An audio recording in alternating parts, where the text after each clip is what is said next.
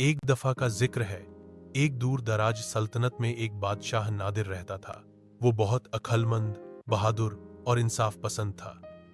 मगर एक बात उसे हमेशा परेशान करती थी। क्या मेरी रियाया मुझ वह सच बोलती है या सिर्फ मेरी कुर्सी से डरती है? एक दिन उसने महल के पुराने खजाने से एक जादुई आईना निकलवाया।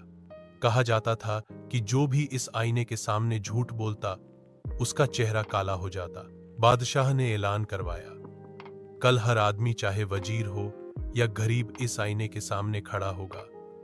जो सच्चा है उसे डरना नहीं चाहिए। अगले दिन पूरा दरबार भर गया। लोग लाइन में इन लग गए। कुछ के चेहरे चमकते रहे, लेकिन कुछ लोगों के चेहरे काले हो गए। बादशाह सब कुछ खामोशी से देखता रहा, मगर सबसे बड़ा झटका तब लगा जब खुद बादशाह आईने के सामने गया और उसका चेहरा भी थोड़ा सा धुंधला हो गया। सब हैरान रह गए। बादशाह मुस्कुरा के बोला, मैं भी इंसान हूं। अगर मैं सबसे सच मांगता हूं तो मुझे पहले खुद से भी सच बोलना होगा। उस दिन के बाद बादशाह ज्यादा नरमी वाला, ज्यादा इंसाफ वाला और लोगों का पसंदीदा हुक्मरान बन गया।